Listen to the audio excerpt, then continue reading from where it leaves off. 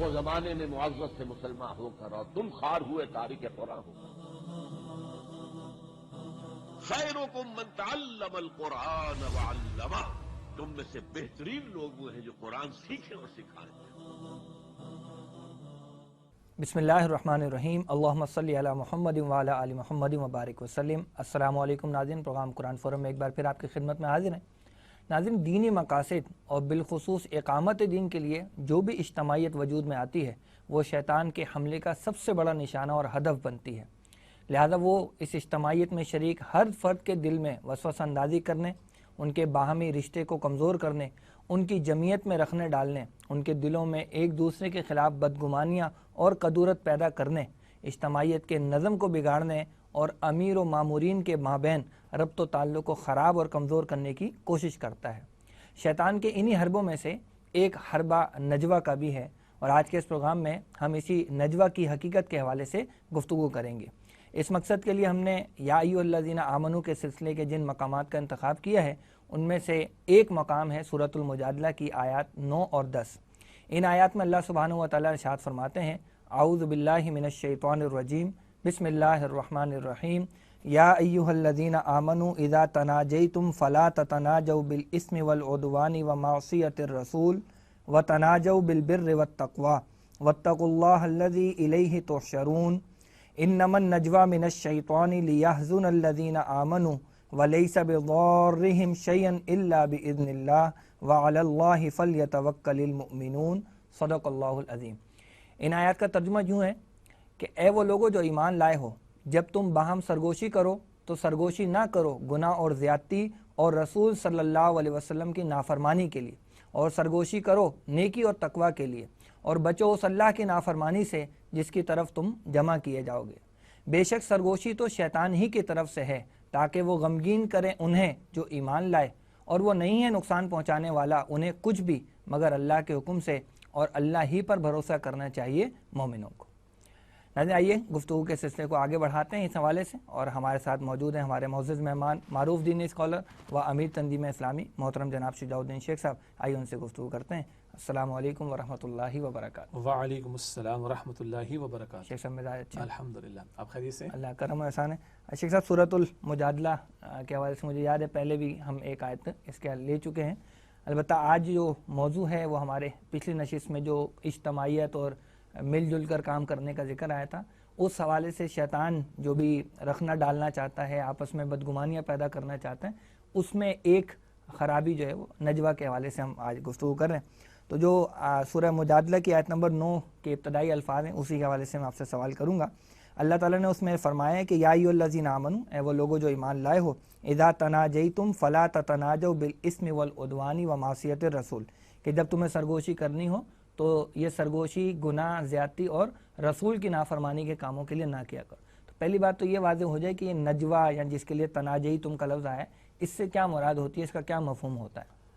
بسم اللہ الرحمن الرحیم، اللہم صلی وسلم علی نبینا محمد، رب اشرح لی صدری ویسر لی امری واحلل عقدۃ من لسانی یفقہوا قولی واجعل لی وزیرا من اہلی، آمین یا رب العالمین۔ نعمان صاحب جزاک اللہ خیرا۔ گزشتہ نشست میں جیسے کہ اجتماعیت کے حوالے سے کلام ہوا، اب لا محالہ اسی کے تسلسل میں، کیونکہ سیریز میں یا ایھا الذین آمنوا سے آغاز کی گئی جو آیات ہیں وہ پیش نظر ہے، تو بٹ نیچرل یہ آیات اسی تسلسل میں ہمارے سامنے آ رہی ہیں۔ جہاں تک سوال ہے کہ نجوہ کسے کہتے ہیں، تو لغوی اعتبار سے اس کا ترجمہ کیا جائے گا سرگوشی کرنا، مزید ترجمہ کیا جائے گا، ترجمانی وضاحت کی جائے گی خفیہ طور پر سرگوشی کرنا۔ خفیہ سے مراد کیا ہے، یعنی کوئی وہ دوسرے خفیہ مفہوم میں نہ لے لیا جائے، یعنی کچھ افراد ہیں اور وہ لوگوں کے ساتھ ملتے ہیں، میل ملاپ رکھتے ہیں، کبھی ایک اجتماعیت میں بھی ہوا کرتے ہیں، تو ان سے ہٹ کر تنہائی اختیار کر کے چند افراد کا سر جوڑ کر بیٹھنا، سرگوشی کرنا، اس کو کہا جائے گا نجوہ۔ تو حاصل کلام نجوہ کا معاملہ کیا ہے؟ تنہائی میں کچھ افراد کا مل بیٹھنا، بقیہ لوگوں سے الگ تھلگ ہو کر اور کوئی سرگوشی کرنے کی کوشش کرنا۔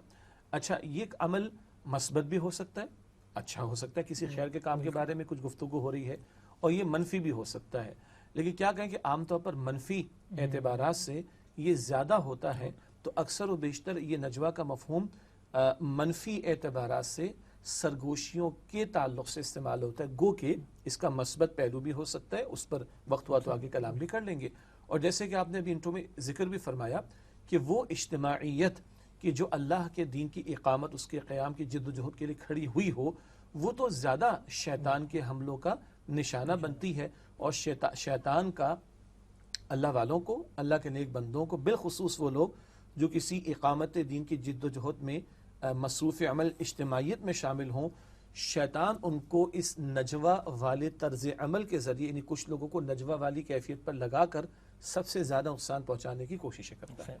شیخ صاحب یہ جو فرمایا گیا کہ گناہ اور زیادتی اور رسول کی نافرمانی کے کاموں کے لیے سرگوشی نہ کرو، تو یہ جو گناہ اور زیادتی کے کام ہیں اس کے کیا اسباب ہو سکتے ہیں کہ لوگ اس کے لیے سرگوشیاں کریں؟ یعنی کیوں وہ سامنے گفتگو نہ کریں اور کیوں وہ چھپ کر گفتگو کریں؟ دیکھیے، چھپ کر جب منفی گفتگو ہوگی تو وہ تو کچھ سازش کا ہی پہلو ہو سکتا ہے، اور سب سے بڑا سازشی خود شیطان ہے. بالکل. اور اس کا ایک جو مقصد ہے جو سورہ المائدہ میں آیت نمبر 90 اور 91 میں شراب کی حرمت کے حوالے سے آخری، بلکہ شراب و جوئے کی حرمت کے حوالے سے جو آخری آیات اور ترتیب سے عطا ہوئی، یعنی پہلے شراب کی حرمت کے بارے میں ایک حکم آیا، ہم کلام بھی کر چکے ہیں، پھر دوسرا آخری حد میں جو حکم آیا، وہاں شیطان کا یہ ایجنڈے بھی بیان کیا کہ وہ ایمان والوں کو لڑانا چاہتا ہے. یہ بھی ذکر ہے کہ نماز سے روکنا چاہتا ہے، اللہ تعالیٰ کے ذکر سے روکنا چاہتا ہے، اور بغض و عداوت ایمان والوں کے درمیان میں پیدا ہو. اور یہ تو اللہ تعالیٰ اپنے زمان میں رکھے کہ آج ہم اپنے معاشرے میں دیکھ رہے ہیں یہ گھروں کا ٹوٹنا، طلاقوں کی شرح کا بڑھنا، خلا کی کیفیات کا بڑھنا، بھائیوں میں نفرتیں پیدا ہو جانا، دوستوں کے اندر دشمنیاں پیدا ہو جانا. یہ کیفیات انفرادی سطح پر تو ہم دیکھ رہے ہیں کہ ایک دوسرے کے خلاف سازشوں کا معاملہ، تنہائی میں بیٹھ کر فلاں کے بارے میں یہ کہنا، فلاں کا کہ فلاں کے بارے میں یہ بھڑکانے کا رویہ اختیار کرنا، پھر اس کا کھڑا ہو جانا اور کوئی اقدام کرنا. تو ایک طرف تو یہ شیطان کا ایجنڈا ہے کہ وہ لڑانا چاہتا ہے لوگوں کو، اور اس کے ایجنڈے کی تکمیل کے لیے اس کا ایک حربہ کیا ہے، لوگوں کو ان سازشی قسم کی سرگوشیوں میں لگائے. البتہ جیسے پہلے بھی اشارتاً بات ہوئی، اس بات کا زیادہ بڑا ہدف کون بنتا ہے؟ وہ لوگ کہ جو حزب اللہ کا حصہ ہوں. یہی سورۃ المجادلہ ہے، اس میں دو پارٹیوں کا ذکر آتا ہے آخر میں، حزب اللہ اور حزب الشیطان. آخری آیت میں حزب اللہ کا ذکر، اس سے قبل کی آیت میں حزب الشیطان کا زیادہ ذکر آیا. تو دو ہی پارٹیاں، اللہ کی پارٹی یا شیطان کی پارٹی. تو جو حزب اللہ کے افراد جو اللہ کی خاطر جڑے ہوتے ہیں، پھر ایسی اجتماعیت کہ جب دین کی مغلوبیت کا دور ہو جیسے کہ آج ہے، تو جو جماعت اس لیے کھڑی ہو کہ اللہ کی زمین پر اللہ کے دین کو غالب کرنے کی جد و جہد کرے، شیطان تو کبھی اس کو گوارا نہیں کرے گا. تو وہ اس کے افراد کے درمیان نفرت عداوت کا بیج بوئے گا، اس کے جو تحریکی ساتھی ہیں ان کو لڑانے کی کوشش کرے گا. یا وہ لوگ جو ایک امیر کے ہاتھ پر بیعت کر کے ایک اجتماعیت میں جڑے ہوئے ہیں، یہ کبھی پسند نہیں کرے گا شیطان کی نظم مضبوط ہو. تو جو مأمورین ہیں جنہوں نے امیر کے ہاتھ پر بیعت کی، وہ اور امیر کے درمیان وہ نفرتیں پیدا کرنا چاہے گا، قیادت کے خلاف سازشیں کروانا چاہے گا. تو عام طور پر بھی شیطان کا ایک حربہ ہے لوگوں کو لڑانے کا، جو وجہ بنتا ہے تنہائی میں سازشی قسم کی سرگوشیوں کا. لیکن زیادہ بڑا ہدف شیطان کا کیا ہے؟ وہ اقامت دین کی جد و جہد میں جڑے ہوئے افراد جو حزب اللہ کا حصہ ہوں، ان کے درمیان عداوت کا بیج بوتا ہے، نفرتیں پیدا کرنا چاہتا ہے، اور پھر تنہائی کے اندر کوئی منافقانہ طرز عمل اختیار کر کے اس طرح کی منفی سرگوشیوں میں مبتلا ہوتا ہے. نہیں تو شیخ صاحب، ایک فرد جو ہے وہ اگر کسی اس طرح کی دینی اجتماعیت کا حصہ ہے، اس کو پتہ ہے کہ میں اس کا حصہ ہوں، تو پھر وہ کیوں یہ کام کرے گا نجوہ کا؟ اس کی ضرورت کیوں پیش آئے گی اس کو؟ نہیں، دیکھیے اہم بات کیا ہے، ایک فرد، بلکہ مجھے اس سے پہلے اجازت دیجیے، یہ حزب الشیطان وجود میں کب آئی تھی؟ جب شیطان نے گڑبڑ کی تھی. اور شیطان کی گڑبڑ کیا تھی؟ بلکہ آپ کے سوال سے مجھے جواب سہولت ہو رہی ہے اس میں الحمدللہ. شیطان کو کیا حسد ہوا تھا؟ آدم کو خلافت کیوں دے دی گئی علیہ السلام؟ شیطان کو کیا تکبر آیا؟ میں اعلیٰ ہوں، یہ ادنا ہے. شیطان کو کیا مسئلہ پیش آ گیا، کیا فتنہ پڑ گیا؟ حب جاہ کا معاملہ، مجھے خلافت ملنی چاہیے تھی. حسد ہوگا، کبھی تکبر ہوگا، کبھی تعصب ہوگا، کبھی حب جاہ کا معاملہ ہوگا. یہ وہ کیفیات ہیں کہ جو شیطنت کے پلرز ہیں، شیطانی کردار کے یہ پلرز ہیں. اور اگلی بات یہ ہے، شیطان تو پہلے پڑا عبادت گزار تھا، تو کس پارٹی میں تھا؟ حزب اللہ میں تھا. اس نے جب آدم علیہ السلام کے تعلق سے جو اللہ تعالیٰ کا حکم تھا اس کی خلاف ورزی کی تو شیطان ہوا، اور پھر ابلیس ہوا کہ اللہ کی رحمت سے دور کر دیا گیا تو مایوس ہو کر بیٹھ گیا. اب آپ کا جو سوال تھا کہ حزب اللہ میں جو جڑا ہوا ہے اس کو یہ ضرورت کیوں پیش آئے گی؟ یہی تو اصل مسئلہ ہے کہ ایک فرد جو ایک اجتماعیت میں جڑا ہے، اخلاص پر اگر رہتا ہے، مقصد کلیئر ہوتا ہے، اللہ کی رضا اور آخرت کی کامیابی اس کے پیش نظر ہے، تو پھر اسے احساس رہے گا کہ یہاں جاہ کا مسئلہ تو نہیں ہے، منصب کا مسئلہ تو نہیں ہے، اور اگر کوئی آگے بڑھ کر کام کر رہا ہے تو میرا بھائی ہے، چہ جائے کہ اس کے آگے بڑھ جانے کے نتیجے میں اپنے اندر حسد اور جلن پیدا کروں کہ یہ آگے کیوں بڑھ گیا، بلکہ مثبت پہلو ہوگا کہ اس کو دیکھ کر مجھے بھی وسارعوا الی مغفرۃ من ربکم، کہ اپنے رب کی مغفرت اور جنت کے حصول کی طرف مسابقت کرو۔ تو جو اخلاص پر ہوگا، جس کو اللہ کی رضا پیش نظر ہوگی، آخرت مطلوب ہوگی، وہ ان باتوں کے تعلق سے چوکنا رہے گا، اور وہ حسد، تکبر، تعصب، حب جاہ، حب مال، حب دنیا، ان حرکتوں سے اپنے آپ کو بچانے کی کوشش کر رہا ہوگا۔ اور آپ غور کریں، قرآن پاک کی تلاوت کر رہا ہے بندہ، پہلا ادب کیا ہے؟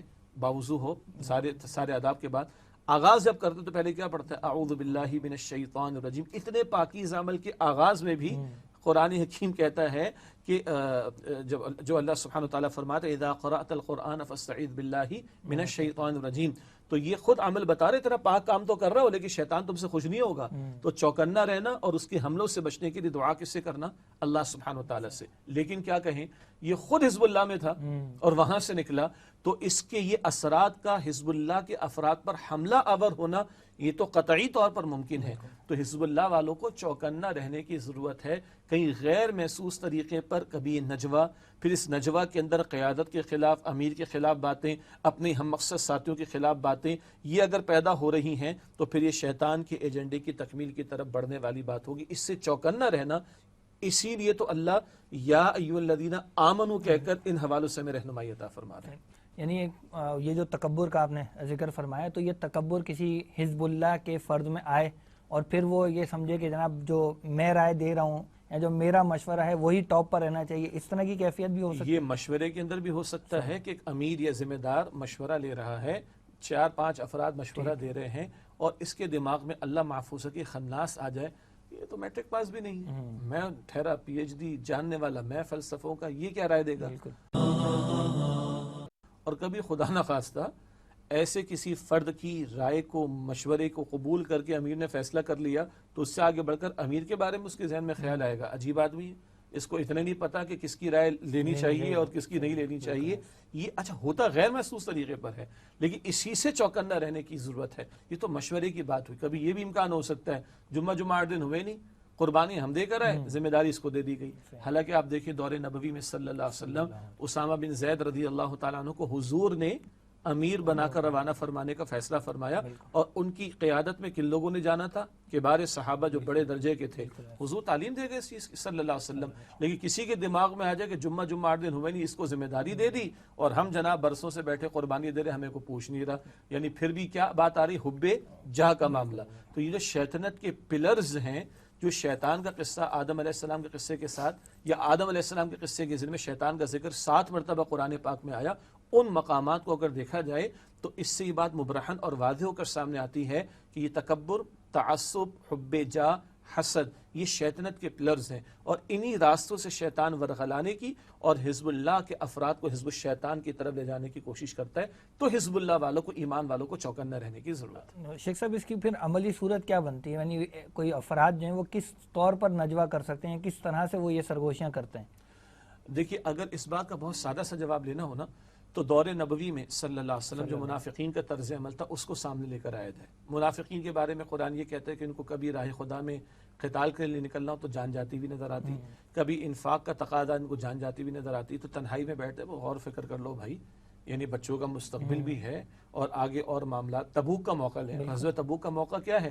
وہاں پہ تو کھجوریں فصل تیار موجود ہے، اگر فصل نہ اتاری جائے تو اس کے نقصان کا اندیشہ ہے، تو دنیا پر اس منافقین کیا سوچ رہے ہیں، اور تنہائی میں ماننا نہیں ان کی بات، دماغ نہ خراب ہو جائے تمہارا، اگر ان کی پکار پر لبیک کہہ کے سلطنت، ایک تو سلطنت روما سے ٹکرانے کے لیے جا رہے ہو، تو تنہائی میں بیٹھ کر یہ ان کی سرگوشیاں ہوا کرتی تھی۔ کبھی نبی صلی اللہ علیہ وسلم کی اطاعت نہ کرنا، کبھی ان کے حکم کی خلاف ورزی کرنے کا معاملہ، اور کبھی کچھ اس طرح کی روش کو اختیار کرنا کہ دوسروں کے مورال کو بھی ڈاؤن کیا جائے۔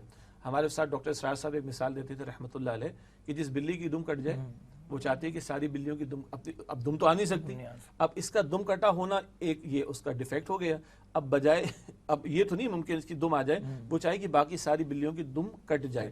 تو کبھی تنہائی میں یہ بھی پلاننگ ہوتی تھی، یار آگے بڑھنے والوں کو روکو ورنہ یہ آگے بڑھتے گئے تو ہمارا نمایاں ہونا ظاہر ہو جائے گا، ہمارا نفاق، ہماری کمزوری ظاہر ہو جائے گی، تو کبھی سرگوشی حکم نہ ماننے کی، کبھی سرگوشی بہانے کیسے بنائے جائیں، کبھی سرگوشی آگے بڑھ جانے والوں کو روکنے کے اعتبار سے، یہ مختلف پہلو اس میں دکھائی یعنی دے حزب اللہ کو ناکام بنانا ہاں، کسی طرح اور یہ کیا کہتے ہیں ہم، آسین کے ساتھ نا اندر ہی اندر یہ کہنا چاہیے کہ دڑاڑے ڈال کر اس حزب اللہ کو کمزور کرنے کی کوششیں ہیں۔ ان کوششوں کی اجتماعی ایک شکل کیا ہوتی ہے، وہ یہ نجوہ کی کیفیت جو اختیار کرتے تھے منافقین دور نبوی میں صلی اللہ علیہ وسلم۔ اچھا شیخ صاحب، آگے اللہ تعالیٰ نے فرمایا کہ تناجوا بالبر والتقوی، اور نیکی اور تقوی کے حوالے سے سرگوشی کرو۔ تو وہ جو آپ نے ذکر فرمایا تھا کہ مثبت اور منفی کا، تو غالباً یہ اسی طرف اشارہ ہو رہا ہے۔ ہاں دیکھیے، بہت سادہ سی بات کیا ہے۔ پہلی بات تو یہ ہے کہ تنہائی میں بیٹھ کے گفتگو، ہاں بجا آپ نے فرمایا منفی بھی ہو سکتی ہے، مثبت بھی ہو سکتی ہے۔ اچھا، کچھ لوگ بہت سارے ہوں اور دو چار افراد کو کونے میں بیٹھا ہوا دیکھیں کہ وہ کچھ تنہائی میں گفتگو کر رہے ہیں، مگر ان کا کردار معروف ہے کہ یہ راست باز لوگ ہیں، سچے لوگ ہیں، مخلص لوگ ہیں، ڈیڈیکیٹڈ لوگ ہیں، تو کسی کو پریشانی نہیں ہوتی کہ بھئی ان کا کردار بتا رہا ہے کہ یہ راست باز لوگ ہیں۔ اگر اس وقت تنہائی میں کوئی بات کر رہے تو مثبت ہوگی، منفی نہیں ہوگی۔ لیکن جن کا کردار ہی گواہی نہ دے رہا ہو اور جن کے کردار یہ بتا رہے ہو کہ یہ دنیا پرست ہیں، یہ دین کے تقاضوں سے فرار اختیار کرنے والے ہیں، قتال کا تقاضا ہے، ہجرت کا تقاضا ہے، راہ خدا میں خرچ کرنے کا تقاضا ہے، تو ان کی جان جاتی ہوئی نظر آتی ہے، یہ تنہائی میں بیٹھ کے سرگوشے کریں گے تو سب کے کان کھڑے ہو جائیں گے۔ ایک تو یہ پہلو ہو گیا۔ دوسرا، ہاں کیا مثبت بھی بات ہو سکتی ہے؟ جیسے ایک بات معروف ہے نا حدیث مبارک کی روشنی میں کہ ایسے صدقہ دو اللہ کے راہ میں کہ دائیں ہاتھ نے دیا ہو تو بائیں کو بھی پتہ نہ چلے۔ اچھا، ابھی کبھی تنہائی میں یہ بھی سرگوشی ہو سکتی ہے کہ میں اور آپ کسی صاحب کے بارے میں جانتے ہیں اور ان کا کوئی طرز عمل ایسا سامنے آ رہا ہے، لیکن میں جانتا ہوں کہ وہ آپ کے بڑے قریبی ہیں یا آپ ان کے گھر کے بڑے ہیں، تو میں ہو سکتا ہے کہ ان کی کہنا چاہیے ہمدردی کے جذبے کے ساتھ، اول تو مجھے خود ان کو سمجھانا چاہیے، لیکن ہو سکتا ہے کہ ان کی اصلاح میں ڈائریکٹلی نہیں کر سکتا، تو میں تنہائی میں آپ سے گفتگو کرتا ہوں، بھائی ان کو ذرا اس بات سے اس حوالے سے سمجھا دیں تاکہ ان کی اصلاح ہو جائے۔ نیت میری کیا ہے؟ ان کی برائی کرنا بیان نہیں، مقصود اصلاح مقصود ہے، لیکن میں تنہائی میں کر رہا ہوں گا۔ اب میں پورے محلے کے سامنے کھڑا ہو جاؤں اور ان کا نام لے کر یہ کروں تو یہ تو ذلیل کرنے والی بات ہو جائے گی نا، یہ تو بدنام کرنے والی بات ہو جائے گی۔ تو کبھی کسی کی اصلاح کا پہلو ہوگا، اور کبھی ہو سکتا ہے کہ آپ میری اصلاح کر رہے ہوں تو ہم باقی لوگوں سے ہٹ کر بات کریں، تو یہ بھی تنہائی ہے، سرگوشی، لیکن یہ آپ میری اصلاح کی کوشش کر رہے ہیں۔ اسی طرح ہو سکتا ہے کہ کوئی صاحب امداد، یعنی بلکہ یوں کہیں مستحق امداد شخص ہے کہ جس کا میرے علم میں آیا اور میں تنہائی میں آ کر کہتا ہوں کہ بھائی اس کی مدد کر دی جائے، تو یہ تو سفارش بھی ہے، اس کو سفارش بھی کہا جائے گا خیر کے کام کے لیے۔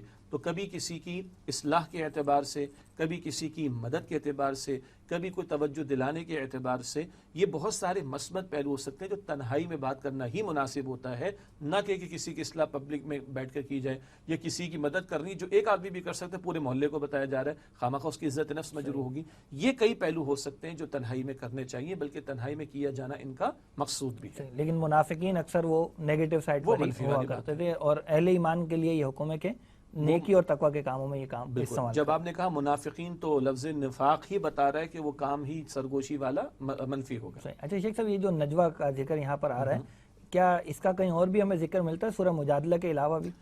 قرآن حکیم میں اور مقامات جس طرح منافقین کا ذکر سورہ مجادلہ کے علاوہ اور بھی کئی صورتوں میں ہے، اسی طرح ان کی منفی حرکتوں کا بیان قرآن حکیم میں دیگر مقامات پر بھی ہے۔ اسی طرح مثبت پہلو کے اعتبار سے اور مقامات پر بھی ذکر آتا ہے۔ یہاں آیت میں بھی کہا گیا کہ نیکی اور تقوی کے تعلق سے تم سرگوشیاں کرو، یہاں تعلیم ہے۔ اور ایک جگہ سورہ نساء کی آیت نمبر 114 میں اللہ سبحانہ وتعالی نے ارشاد فرمایا کہ لا خیر فی کثیر من نجواہم الا من امر بالصدقۃ او معروف او اصلاح بین الناس۔ ان کی یہ جو نجوہ کی کیفیات ہیں، سرگوشیاں، ان میں اکثر میں کوئی خیر نہیں ہے، یعنی کچھ تو خیر ہو سکتا ہے، وہ ایکسیپشن کی بات آ رہی ہے، ورنہ عام طور پر ان کی سرگوشیاں منافقین کی تو غلطی ہوتی۔ لیکن مثبت کیا ہو سکتا ہے؟ الا من امر بالصدقۃ، کوئی کسی کو صدقہ دینے کی ترغیب دلائے، وہی راہ خدا میں خرچ کرنے کی بات، کوئی دینی تقاضا سامنے آ گیا، دعوت دین کی جد و جہد کے لیے تقاضا آ گیا، کسی فرد کی امداد کرنے کا تقاضا آ گیا، تو تنہائی میں توجہ دلا دی جائے۔ اسی طرح او معروفین، خیر کی تعلیم دینا، وہی بات، کوئی قابل اصلاح بات بھی ہو سکتی ہے یا نیکی کی تعلیم کا معاملہ بھی ہو سکتا ہے۔ او اصلاح بین الناس، یا لوگوں کے درمیان صلح کرانے کا معاملہ ہو، یعنی پتہ چلا کسی گھر کے اندر شوہر بیوی کے درمیان یا دو بھائیوں کے درمیان، دو دوستوں کے درمیان کوئی تنازعہ پیدا ہو گیا، اب پورے محلے میں ڈھنڈورا نہ پیٹا جائے، اول تو دونوں کو بٹھا کے سمجھانے کی کوشش کی جائے، پھر یہاں پر بات آئے گی شاید میرے بتانے سمجھانے سے وہ نہ مانے، لیکن میں سمجھتا ہوں کہ آپ کا ان پر اثر ہے اور میں آپ کو متوجہ کروں تو وہ سن لیں گے، تو پھر اس کے لیے جو کوشش کی جائے گی ایک کے پاس جا کے سمجھانا سرگوشی ہوگی،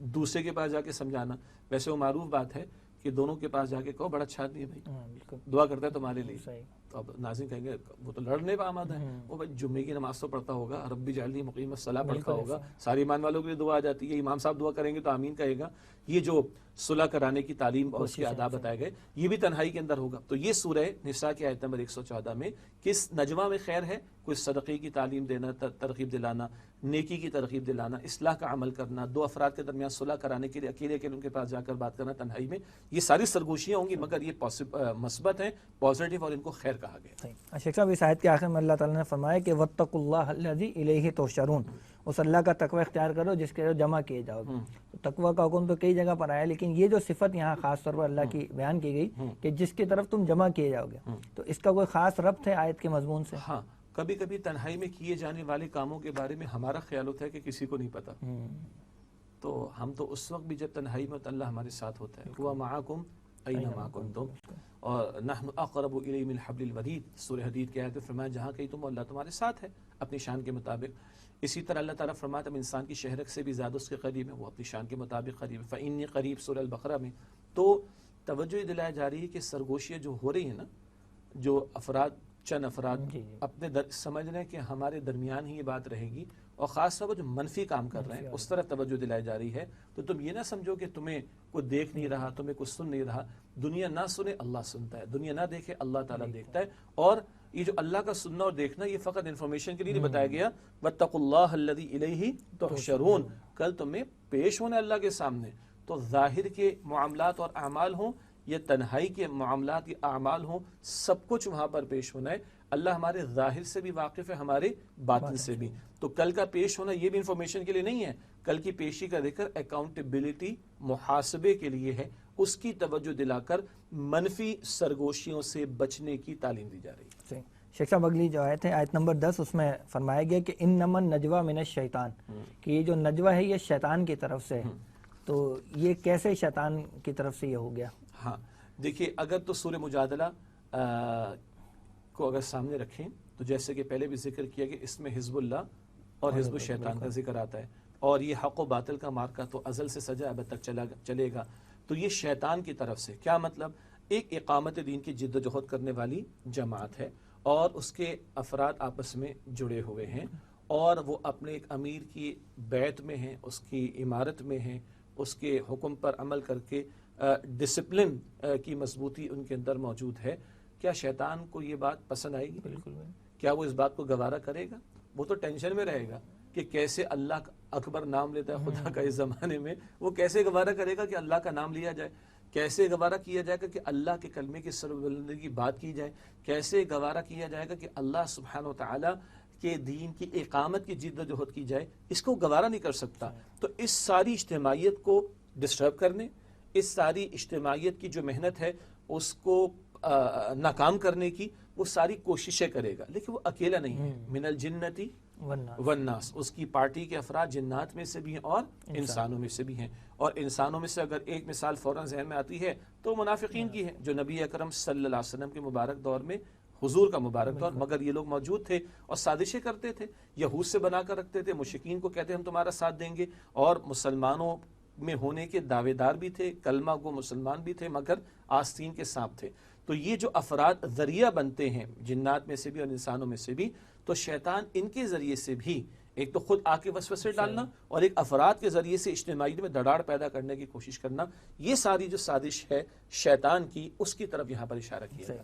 اور آگے یہ بات بیان کی گئی کہ لیحزن الذین آمنوا، اور یہ سب وہ اس لیے کرتا ہے تاکہ اس کے ذریعے ایمان والوں کو غمگین کرے، وَلَيْسَ بِضَارِّهِمْ شَيْئًا إِلَّا بِإِذْنِ اللَّهِ، لیکن وہ کوئی نقصان پہنچانے والا نہیں مگر اللہ کے حکم سے۔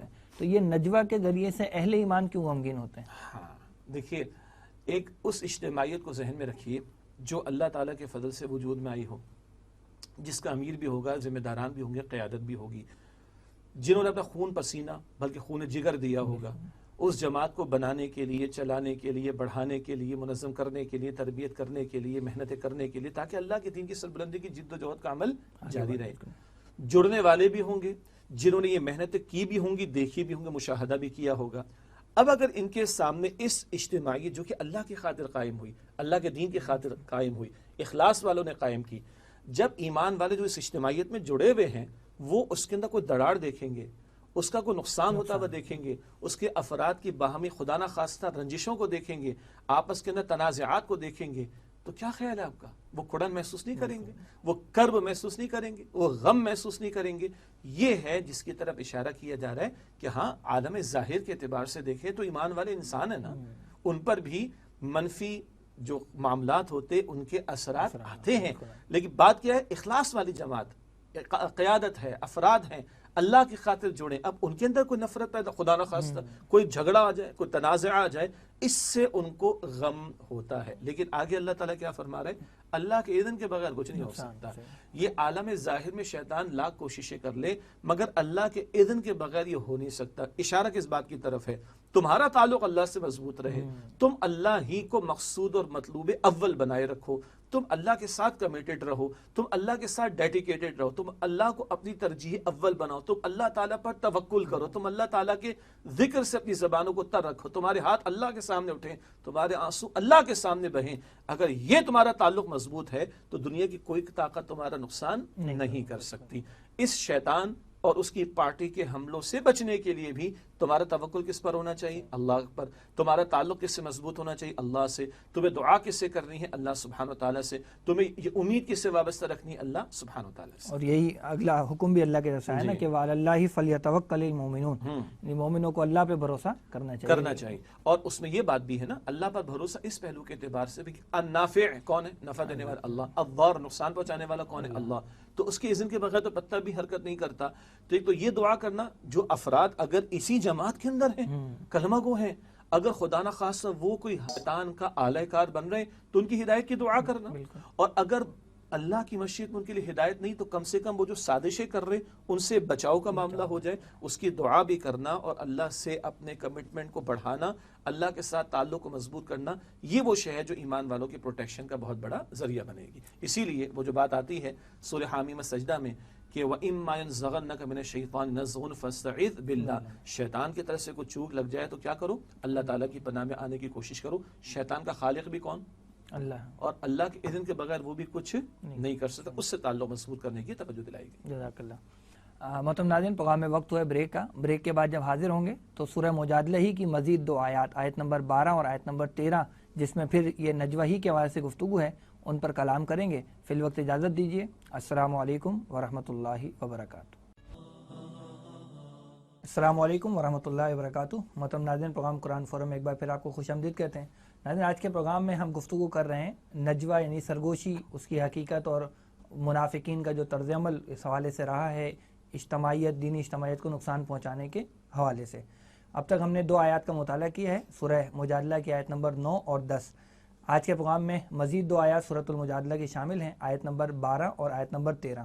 آیت نمبر 12 اور 13 میں اللہ سبحانہ و تعالیٰ نے ارشاد فرمایا ہے، اعوذ باللہ من الشیطان الرجیم، بسم اللہ الرحمن الرحیم، یا ایھا الذین آمنوا اذا ناجیتم الرسول فقدموا بین یدی نجواکم صدقہ ذلک خیر لکم واطہر فإن لم تجدوا فإن اللہ غفور الرحیم ااشفقتم ان تقدموا بین یدی نجواکم صدقات فإذ لم تفعلوا وتاب اللہ علیکم فأقیموا الصلاة وآتوا الزکاة وأطیعوا اللہ ورسولہ واللہ خبیر بما تعملون، صدق اللہ العظیم۔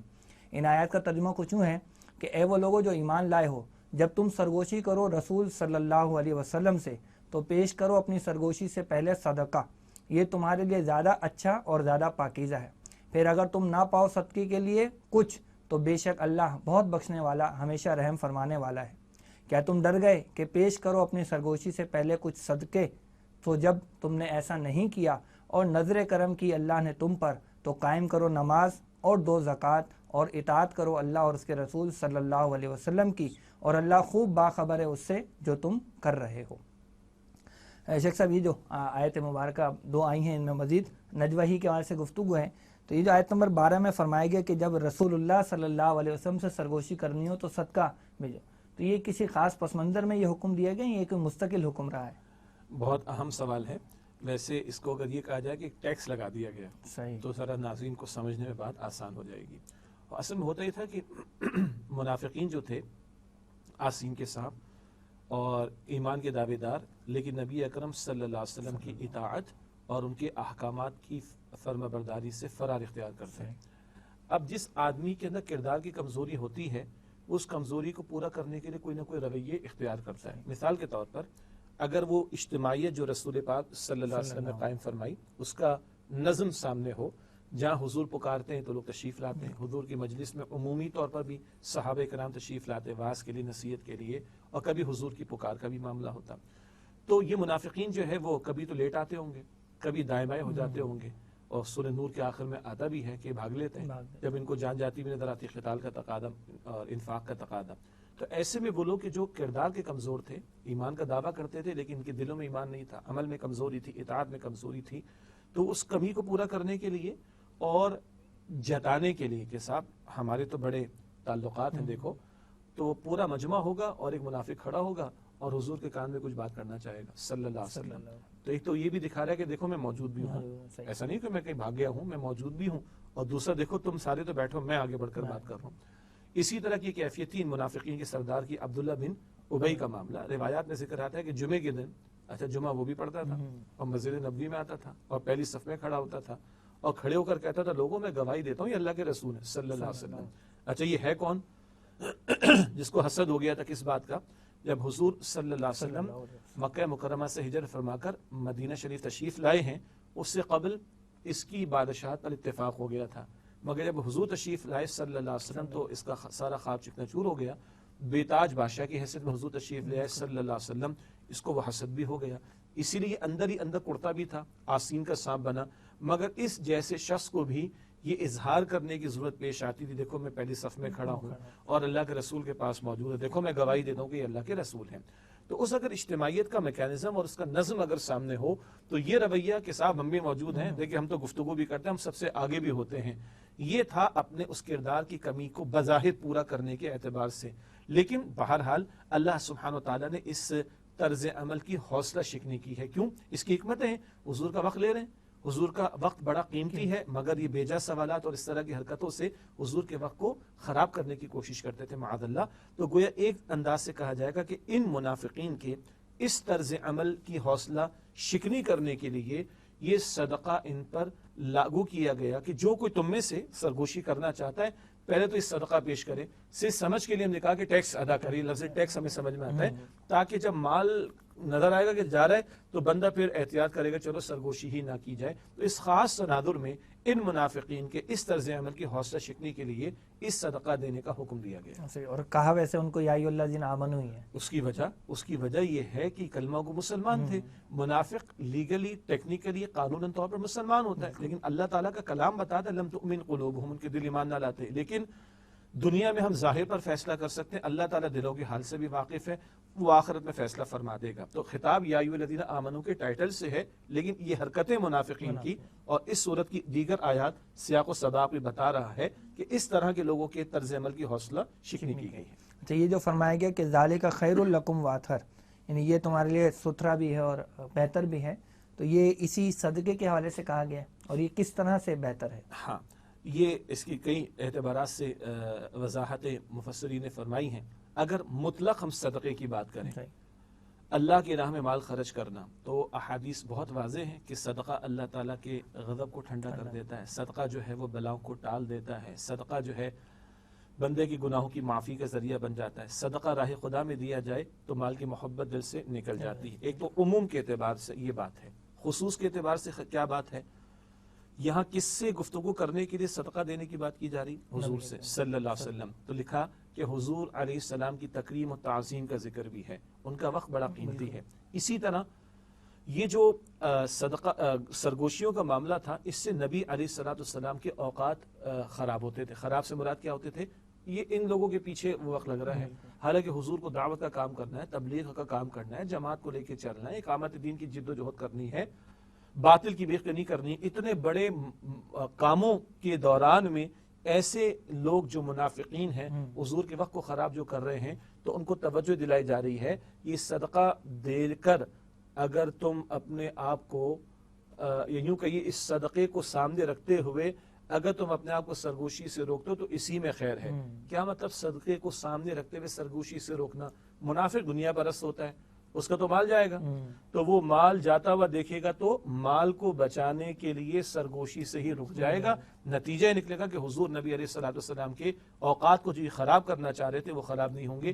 یہ طرز عمل، یہ روش بھی بہت زیادہ بہتر ہے. اسی طریقے پر یہ سرگوشی کس کام کے لیے تھی؟ بیجا سوالات کرتے تھے، بس اپنا دکھاوا کہ اپنی اٹینڈنس دکھا دیں ہم موجود ہیں.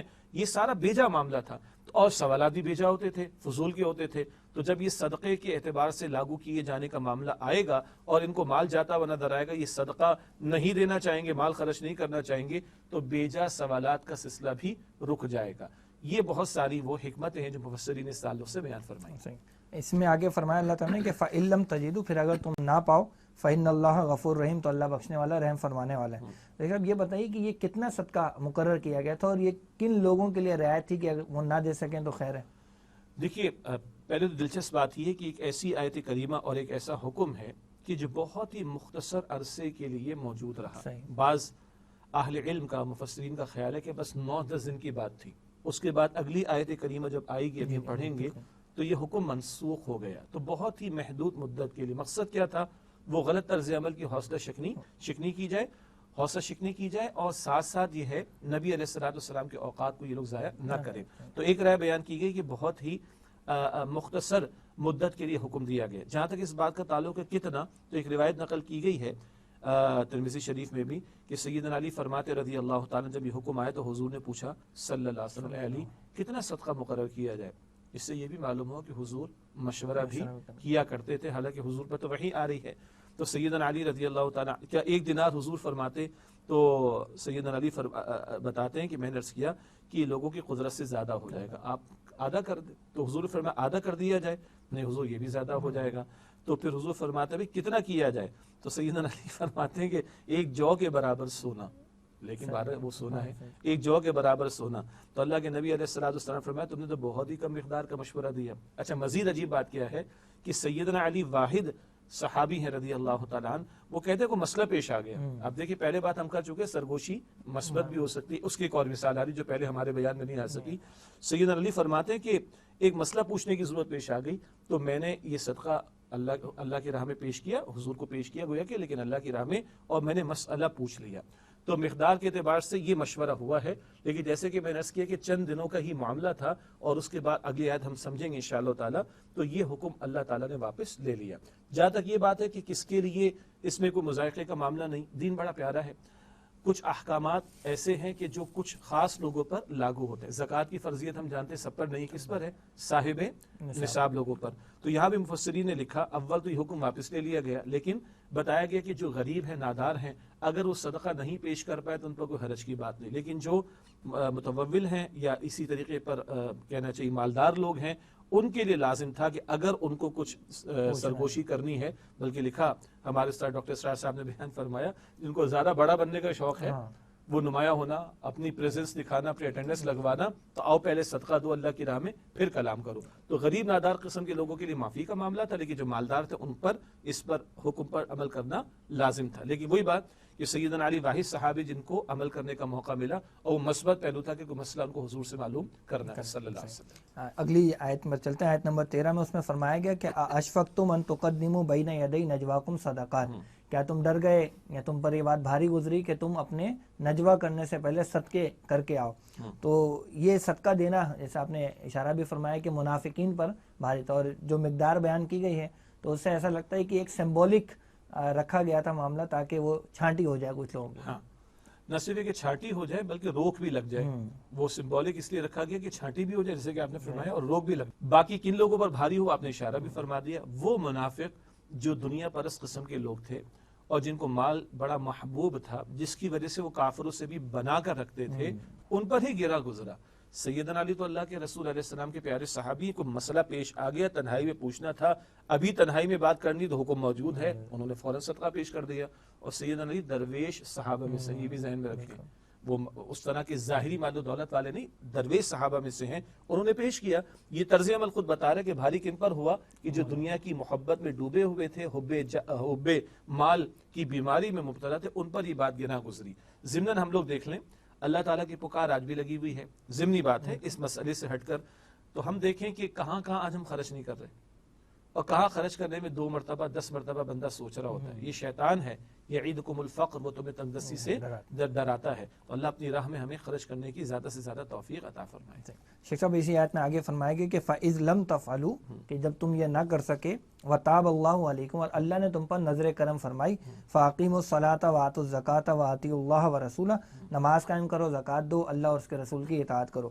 یہ جو فرمایا گیا کہ اللہ نے نظر کرم فرمائی، اس سے کیا مراد ہے؟ کیا کیا یہاں، ایسا کیا ہوا کہ ظاہر ہوا کہ ہاں اللہ نے نظر کرم فرمائے؟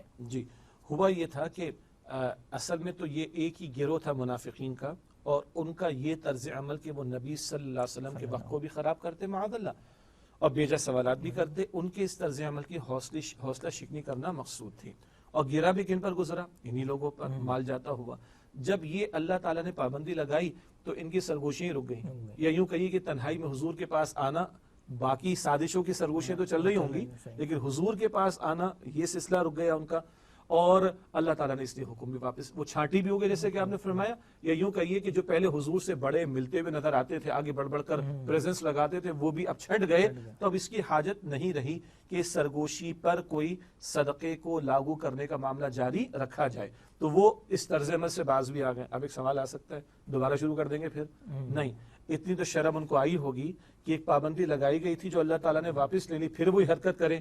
مطلب اتنی شرافت شاید تھی، اور لوگ بھی پہچان گئے ان کو، لوگ بھی ان کو پہچان گئے، تو وہ باز آ گئے. تو وہ حکمت پوری ہو گئی، اس لیے اللہ تعالیٰ نے اس حکم کو واپس لے لیا. البتہ آگے بڑے قیمتی الفاظ ہیں، فَأَقِيمُوا الصَّلَاةَ وَآتُوا الزَّكَاةَ وَأَطِيعُوا اللَّهَ وَرَسُولَهُ. مفسرین نے لکھا کہ یہ تو ایک عارضی حکم تھا، جیسے کہ ایک روایت کے مطابق 10 دن کے لیے. عارضی حکم تو اللہ تعالیٰ نے واپس لے لیا.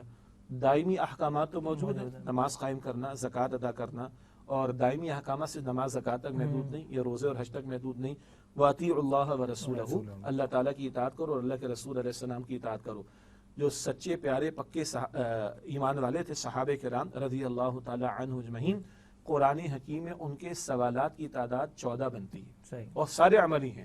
ہزاروں آیات میں سے 14 سوالات، وہاں سوالات کم تھے، عمل زیادہ تھا. منافقین کے ہاں سوالات خواہ خواہ بہت تھے، عمل سے دور تھے. کہا جا رہا ہے عارضی حکم تو واپس لے لیا، دائمی احکامات موجود ہیں، نماز کا قیام، زکوٰۃ کا ادا کیا جانا، اللہ تعالیٰ کی اطاعت کرنا، اللہ کے رسول علیہ السلام کی اطاعت کرنا. یہ وہ احکامات ہیں جو دائمی منسوخ نہیں ہوں گے، ان کی اطاعت کے اندر لگے رہو، اس پر توجہ دلائے گی. یہ بھی آپ نے ایک لفظ استعمال کیا، منسوخ. تو غالباً اس طرح کی آیات یا احکامات کے جن کا حکم اب عملاً لاگو نہ ہو، ان کو منسوخ کہتے ہیں. انگریزی میں ایبروگیشن کہا جاتا ہے. ایک لفظ ہے ناسخ، ایک ہے منسوخ. صرف ہمارے ناظرین کی بنیادی یاد دہانی کے لیے کہ پہلے ایک حکم اللہ تعالیٰ نے عطا فرمایا، اس کے بعد ایک اور حکم آ گیا، تو پچھلا کیا ہو جائے گا؟ منسوخ، اور بعد والا ناسخ. وہ ایبروگیٹڈ ہو جائے گا اور بعد والا ایبروگیٹنگ ہو جائے گا. تو یہ ناسخ منسوخ. اور اس میں کچھ تفصیلات اور بھی ہیں جن کو دلچسپی سورۃ البقرہ میں بھی اس کا ذکر آتا ہے، اور سورۃ الاعلیٰ میں بھی اس کی طرف تھوڑی سی توجہ دلائی گئی ہے. شیخ صاحب آخری میں اللہ تعالیٰ نے فرمایا کہ واللہ خبیر بما تعملون، اللہ خوب باخبر ہے اس سے جو کچھ تم کرتے ہو.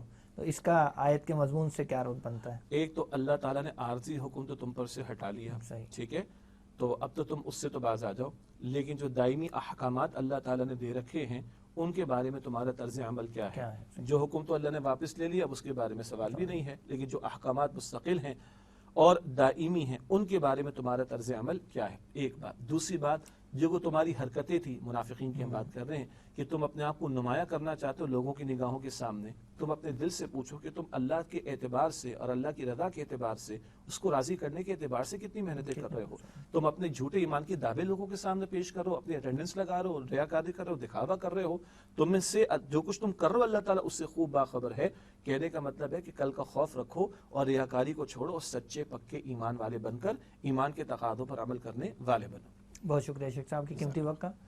محترم ناظرین، آج کے اس پروگرام میں ہم نے یہ سمجھا کہ کسی بھی اجتماعیت کے لیے مہلک ترین مرض یعنی نجوہ جو ہے وہ کیا ہوتا ہے، اس کو تھوڑا سمجھنے کی جاننے کی ہم نے کوشش کی، اور اگر یہ نجوہ کسی دینی اجتماعیت میں کیا جائے جو کہ اللہ کے دین کو نافذ کرنے کے لیے جد و جہد کر رہی ہو، تو اس گناہ کی شدت کئی گنا بڑھ جاتی ہے۔ اللہ تعالیٰ سے دعا ہے کہ وہ ہمیں اپنے دین کے نفاذ کے لیے کسی دینی اجتماعیت سے جڑ کر خلوص و اخلاص کے ساتھ اس کے دین کے قیام کے لیے کوشش کرنے، محنت کرنے کی توفیق عطا فرمائے، آمین یا رب العالمین۔ آج کے پروگرام کے لیے بس اتنا ہی، انشاءاللہ آئندہ ہفتے ایک نئے موضوع کے ساتھ آپ کی خدمت میں حاضر ہوں گے۔ تب تک کے لیے اجازت دیجیے، السلام علیکم ورحمۃ اللہ وبرکاتہ۔